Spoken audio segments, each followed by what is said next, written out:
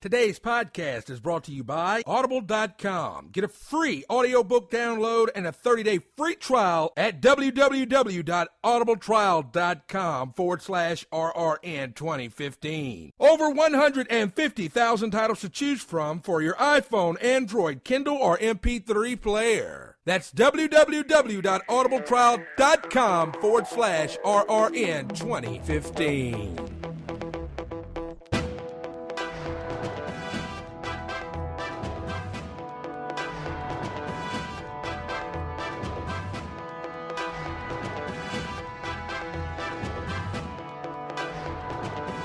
It's episode number 5 of In the Now podcast on the Radio Random Network. What's happening, Party Animal Nation? I am your host, #RDM Russell Devin McLain. Thank you so much for hitting the download button and subscribing and listening to us wherever you get your podcast from. We have a very exciting guest today. Joining us will be Demetrius Stear. He is an actor known for his role in the brand new Jarod Cohn film, Buddy Hutchins, starring the one and only Jamie Kennedy. I sat down and talked with him, and it was a great interview. We talked some sports, we talked some wrestling, we talked about what it's like to break into the entertainment industry.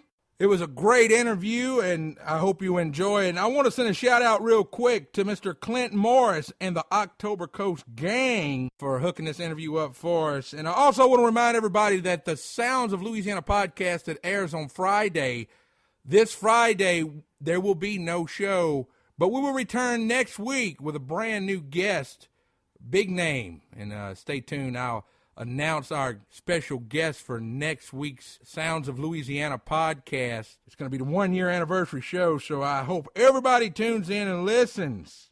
Also, I want to thank everybody again for supporting. There's many ways you can support. You can visit us at rrnonline.com. You can leave a review and a rating on iTunes and Stitcher Radio. It helps with the algorithms. You can share, tweet, retweet, connect with us on social media. All those links are in the show notes at rrnonline.com. You can also monetarily, if you got an extra couple dollars laying around or some change in your pocket, you can support by donating to our Patreon campaign and or PayPal. Again, special thanks to our sponsors. Got a lot of great guests coming up. Be sure and visit rrnonline.com to sign up for the Radio Random Network newsletter to find out about featured guests. We got some very exciting guests coming up, including the one next Friday. And like I said, I wanted to announce it, so that's what I'm going to do right now.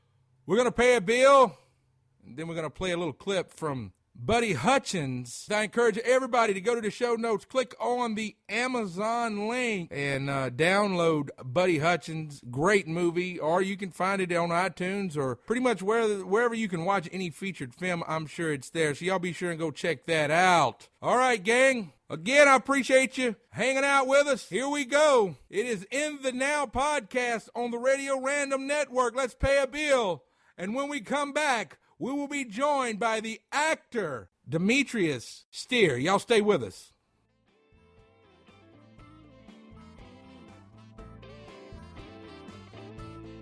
Over 100 million records, 9 Grammy nominations, 3 Grammy Awards, and American Music Award. They're still known today as one of the most progressive bands of the 70s. Next week on Sounds of Louisiana podcast on the Radio Random Network, #RDM Russell Devin McLain will be joined by the one and only KC of KC and the Sunshine Band. Subscribe now on iTunes to hear a once-in-a-lifetime interview with the one and only KC of KC and the Sunshine Band. For more information, visit www.rrnonline.com.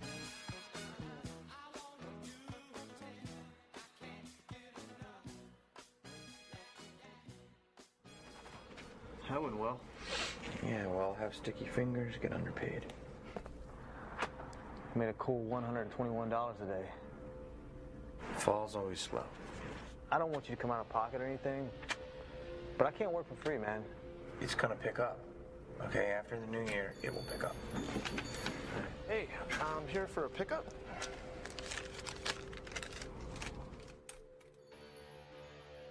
Joining me today on In the Now podcast on the Radio Random Network, he's known for his role in the 2013 featured film Atlantic Rim as Lieutenant Wexler. He's also featured in the brand new film starring Jamie Kennedy, written by Mr. Jarod Cohn, known as Buddy Hutchins.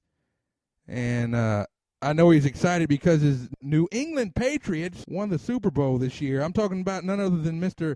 Demetrius Stear. How you doing, man? I'm doing great, Russell. Thanks for having me on the show today. And speaking of the New England Patriots, what did you think about all the controversy and everything surrounding the win there, or they was sticking needles in footballs or something? What was the deal? Well, man, I mean, at the end of the day, I thought it was a bunch of BS. When you're on the top of the mountain, everybody will try to throw, mud at you sooner or later. I mean, I think at the end of the day, they proved what they did, by defeating the Colts and also, by winning the Super Bowl. So I think they can, pretty much silenced all the critics that are out there. So we'll just wait and see what happens after, this whole investigation. You know what I mean? All right. Well, let's move on and talk about your acting career. And we'll get to all the sports and all that other good stuff a little bit later. Take us back a little bit. When did you decide that acting was something that you wanted to do as a profession? Well, I guess it started when I was about 8 years old, man, from, summertime, sitting at home, parents at work, and HBO was pretty much my babysitter. So I would just watch movies, day in, day out. And, I grew up in Kentucky, so California seemed so far away. It was like another world, another planet. And, a lot of the stories that were being told, I got into a lot of the 80s films, with Corey Haim, Corey Feldman, and, Adventures in Babysitting and those types of movies. And it was just so easy to relate to these characters that they were playing as far as, like, what I would like to do, like for instance, License to Drive with Corey Haim. I just thought that, that was just such a fun concept, stealing your dad's car and, like, taking out the hottest chick in school, on a date, man. And it was just like, wow, I want to do that. Or, like, even Karate Kid, So I think it started there initially, and then I kind of kept it, to my chest, where I didn't really speak too much about it growing up. And then, after I hit 18, it was like, wow, this is what I really want to do. I didn't really want to, do 4 years in college and, be an accountant or be a doctor or anything. Not that there's anything wrong with that, but I just felt like my mission, my destiny, my destination was to get in the film business. Well, I mean, coming up, and you were talking about the, I guess, the HBO and the movies that you were watching at the time, like Karate Kid and all of that, and with Corey Haim and everything. Was that some of your influences as far as your acting style? No. I mean, that was more when I was a kid, but as I grew older and started studying film and really understanding how the business works and understanding the art, I became a huge fan of Denzel Washington and Paul Newman were really my two go-to guys, just the way they are, just the intensity that, Denzel brings to a character, man. I just watched The Equalizer a couple days ago, and the guy is just nonstop. Always action in a Denzel Washington film. Absolutely. You play Ryan, correct, in the brand new featured film that was released February 14th. Buddy Hutchins, it stars Jamie Kennedy. What were some of the challenges that you faced when you were being cast for the role?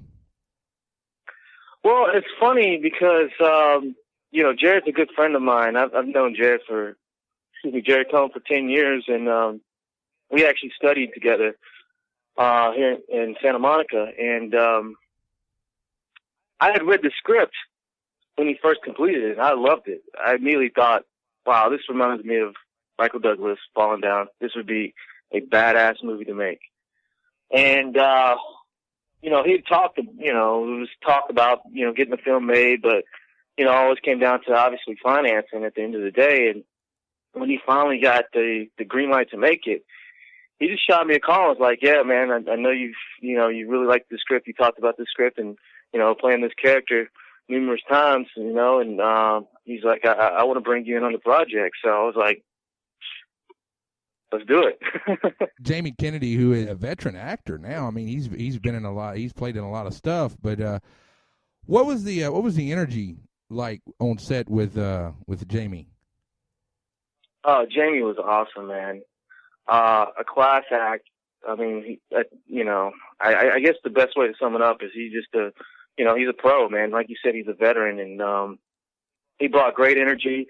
I mean, obviously, you know, working with someone who's funny like him, he's going to make the whole, you know, environment as funny as possible. So I really enjoyed that. But, you know, at the end of the day, it was like being able to work with someone that has that type of, you know, that aura, and being able to like really, you know, soak up, you know, some knowledge from him and just kind of kick it, you know, and just kind of pick his brain a little bit. And you know, I thought he also helped the entire cast. So yeah, I thought he, you know, I thought he brought great energy to the role. I thought he made the role a lot more funnier. And I thought he, you know, Buddy, you know, if you watch Buddy, you know, obviously he's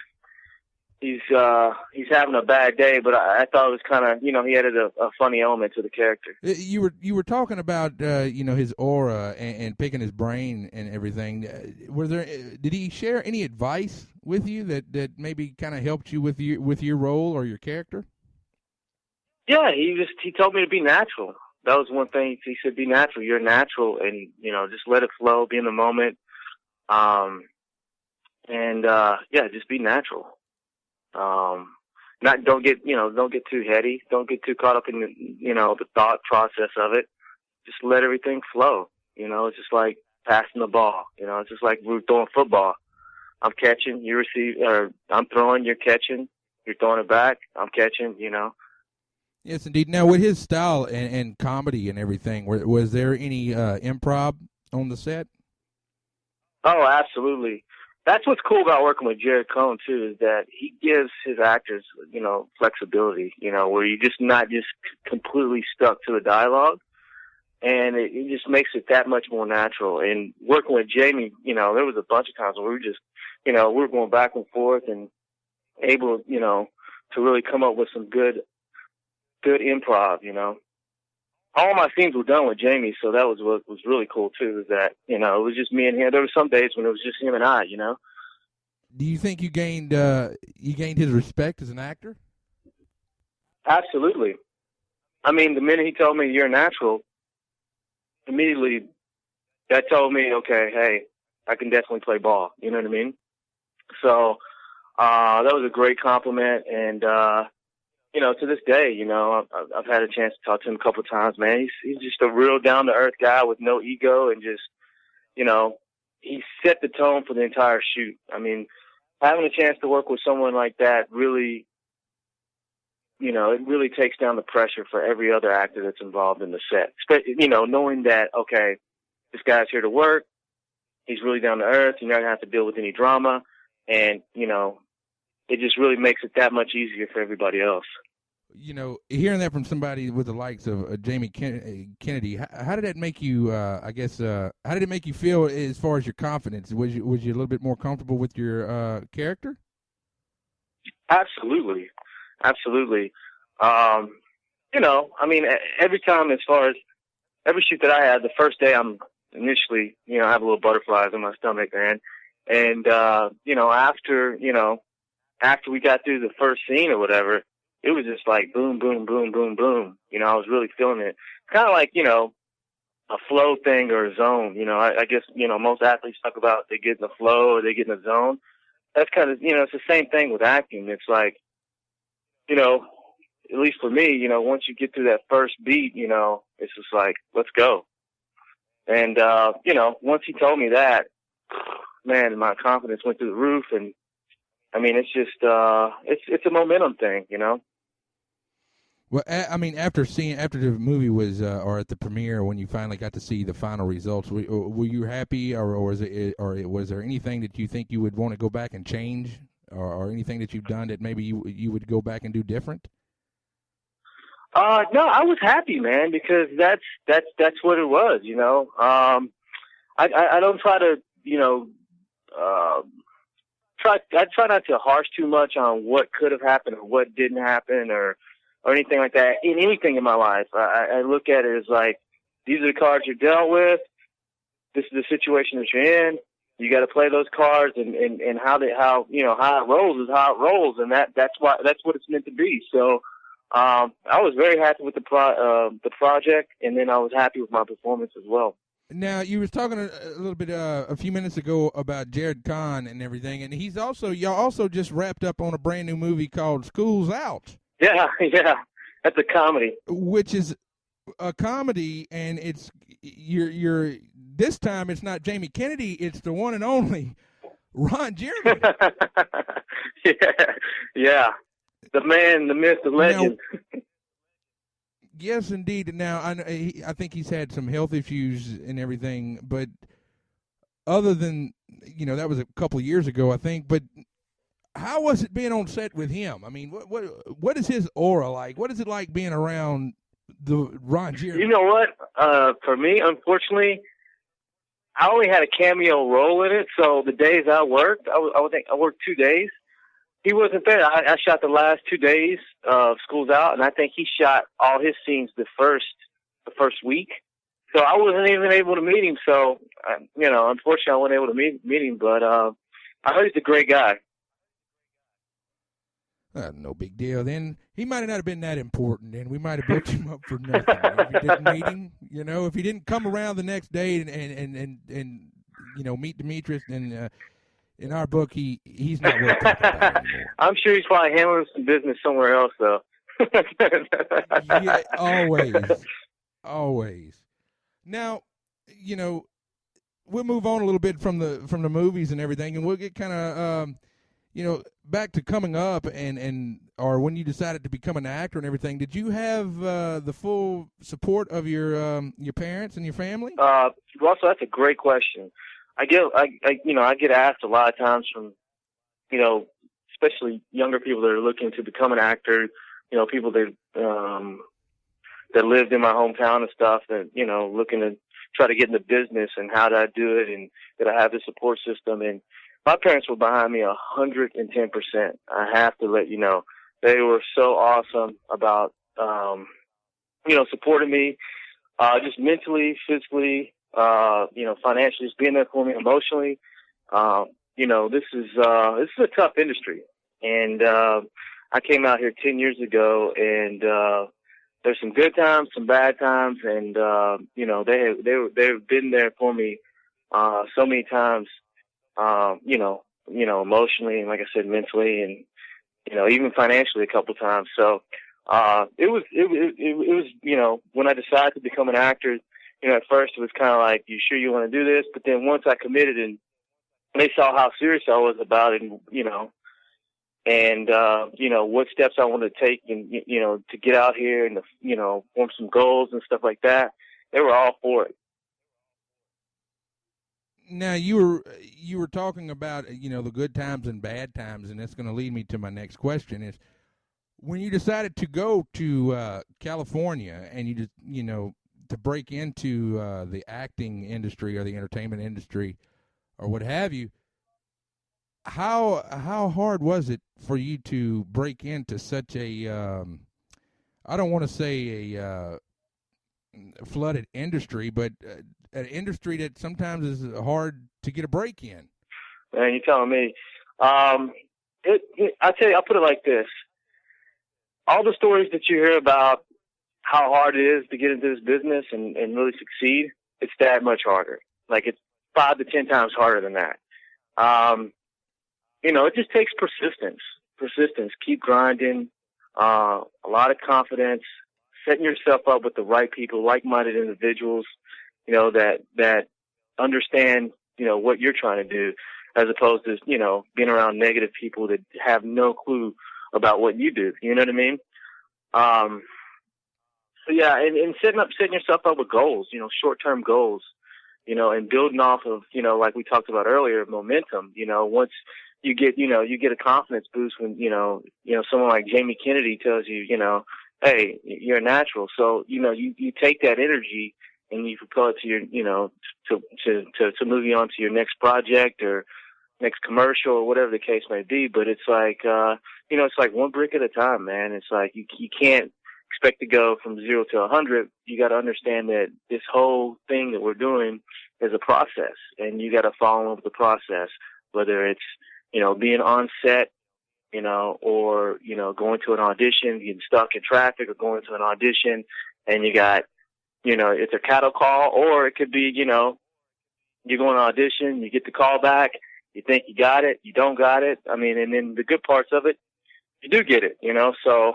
it's a straight up roller coaster, man. Well, you were, going back a little bit, you're from Kentucky. You were talking about how it seemed like when you were, coming up that California was so far away. Now, you were raised in Glasgow, Kentucky, correct? Correct.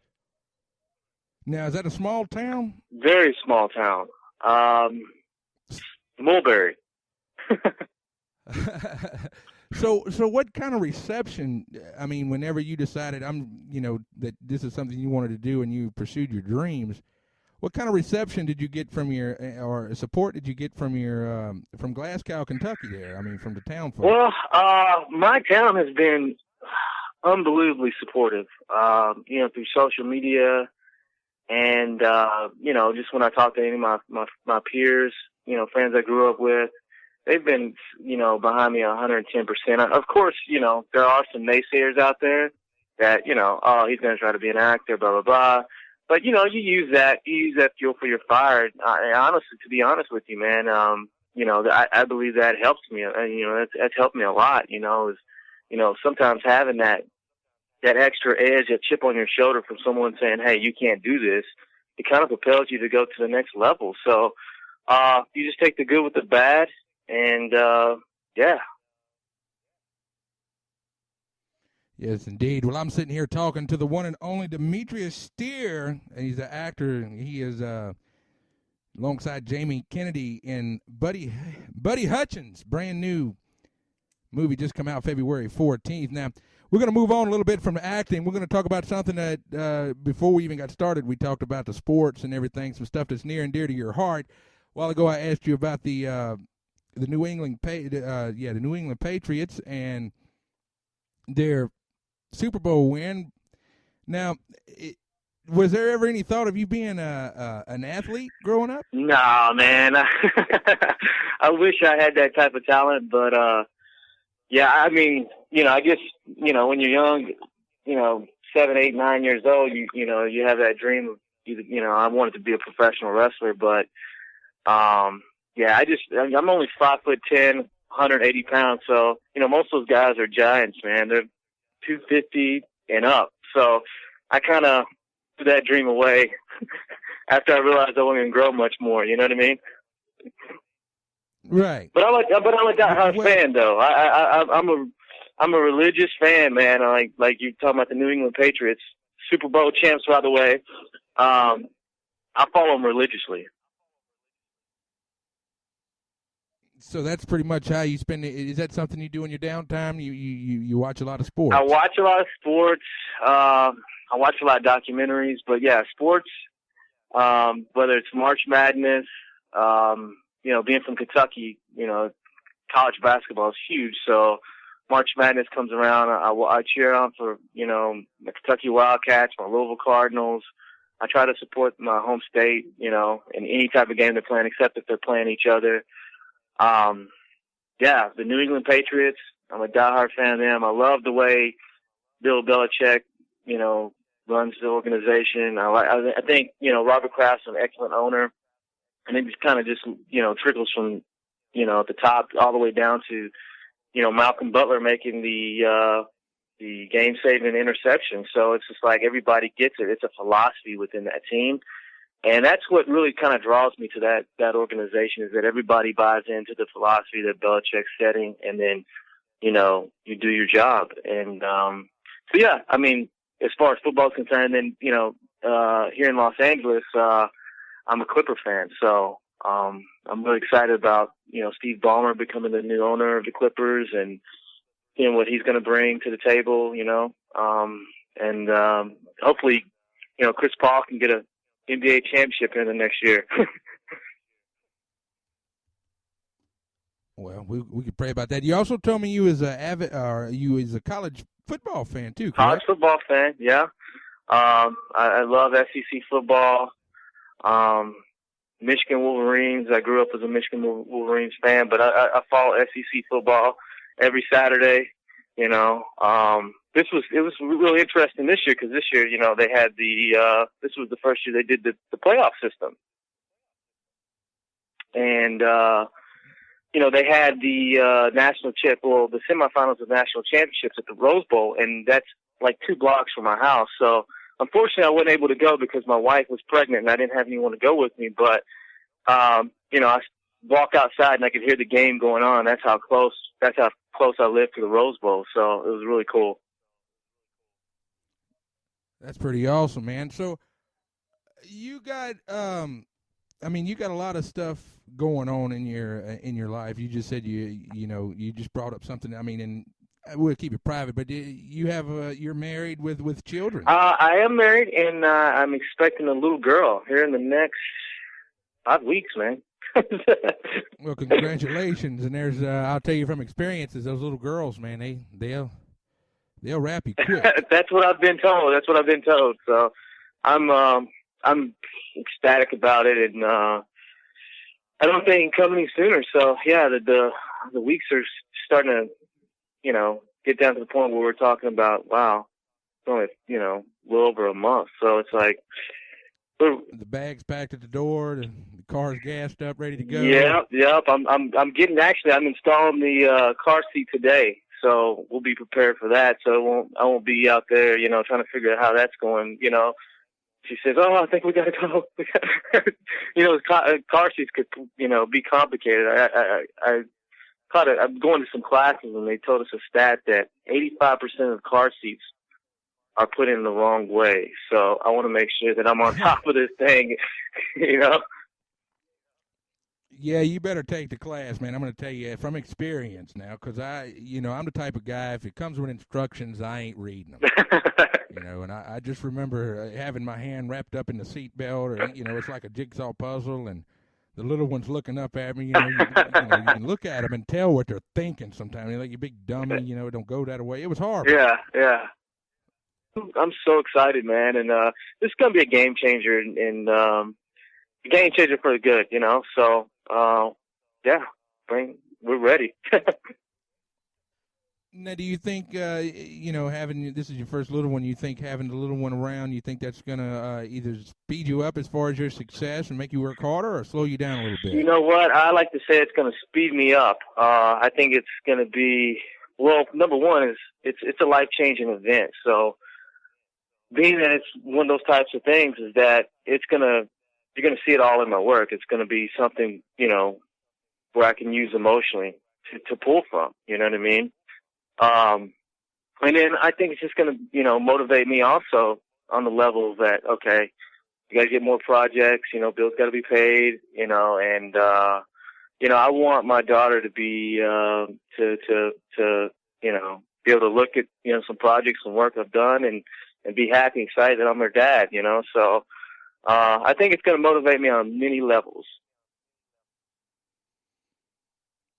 That's awesome. Now, you were talking about the projects and everything. What's next for you? You know what? I just got a script for a military film where I play a supporting role on a soldier coming back from the Iraq War with PTSD. So, you can imagine emotion that's going to be needed for that type of character. What he's going through and I mean, I was in the military. I served 4 years in the U.S. Army, so I didn't go overseas to Iraq or anything like that. But I did have some battle buddies that served overseas in the Iraq War, and man, it's just. I mean, I don't want to go all political on you, but man, I just think we just need to do something better for our soldiers coming back home, man. It's just like some of these soldiers don't have a leg to stand on, and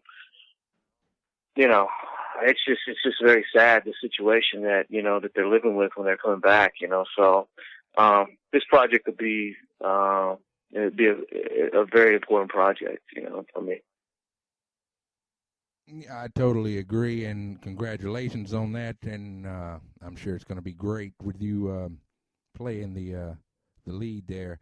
Now, something I didn't touch on a while ago, and I just discovered that you were actually an orderly when you first broke into the business on General Hospital. Yeah. Soap Bro. That was with, was that Rick Springfield, correct? Yeah, Jesse's Girl. I'm sure you remember that track, right? Everybody does. Yeah, it was that was a cool experience, man. Really cool experience. That was actually my first job. My first job, as far as I mean, I didn't have a lot of lines. It was a 5 and under role, but that was my first job where I actually had lines, and man, it was a cool experience. Like being on set, obviously coming from Kentucky, the next thing you know, you're at ABC Studios, and you're with some of these people some of these actors, some of these great stars that you watch when you were younger as a kid, and it was really mesmerizing.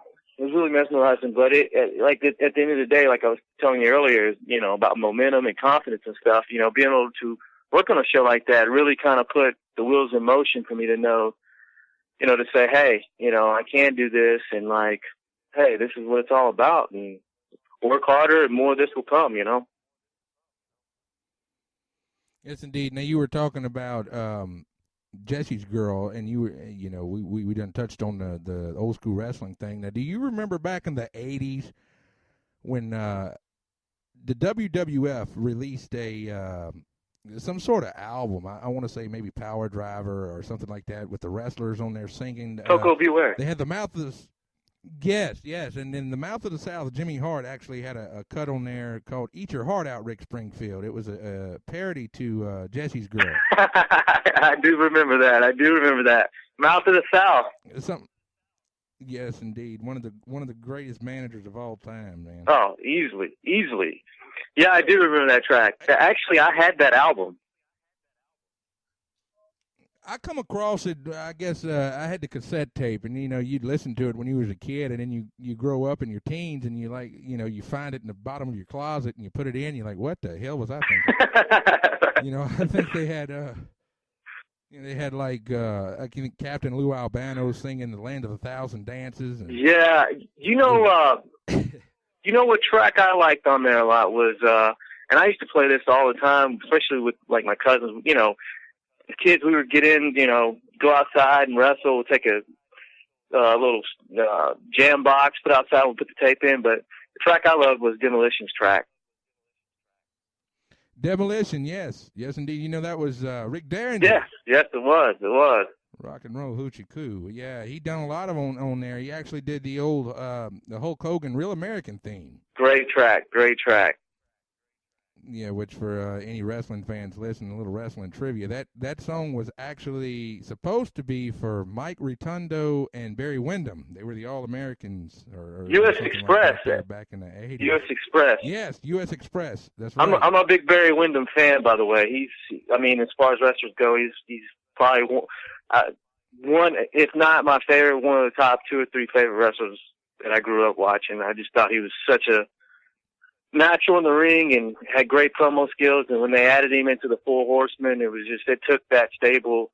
A lot of people always loved the original Four Horsemen, but to me, I thought the incarnation with Barry Windham, Tully and Arn, and Ric Flair and JJ was as good as you can get. He was a very tight worker. You hear the guys talking, and I don't want to, use the wrestling lingo on here because, I mean, like I said earlier, it's kind of oversaturated, but he was a very tight worker, and, I mean, he had so much, I guess, charisma or what have you from his dad, Blackjack. Mm-hmm. But going from that, do you watch the WWE product today? He's got his nephew, I think, is Bray Wyatt. Yeah, you know what? I don't watch it as much as I used to. I'll be honest with you. I mean, I might watch it maybe once a month at the most. I did see Bray Wyatt. I do like his character. It reminds me a lot of De Niro's character in Cape Fear, or De Niro's character in Cape Fear. It's kind of got that feel to it. I think that's him, right? The Wyatt brothers. Yeah. Yeah, he's really cool, man. He's one of the characters that I would say, since when I do watch, I can actually say, okay, wow, there's been some time put into this, and this guy's really in the moment. A lot of the other characters, I can't really, I don't know, man. I just feel like it's too scripted, So, but with his character in particular, I think he's right on the money with it. I think he's going to be drawing big bucks soon, man.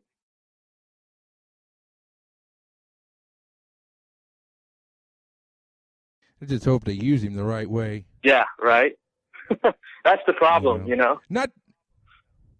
Yes, indeed. I didn't want to turn it all into wrestling, but I mean it's something that I'm into as well, and we were speaking before we started the interview about it, so I couldn't help but bring up a few things about it. You know what I mean? Yeah, sure, man. But go ahead. With all that said, is there any advice you could share with any up and coming actors that maybe want to follow in your footsteps? Yeah, man. I would say don't listen to naysayers. Have a plan. Set yourself up some goals.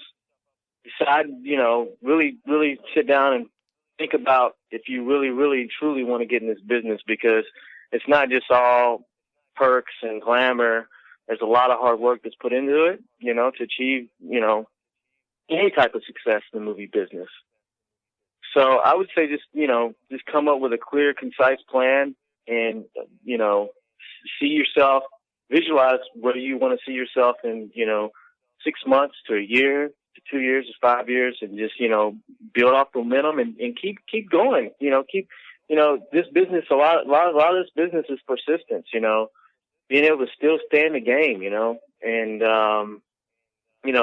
not to get caught up with what other people's opinions are of you, and just do you.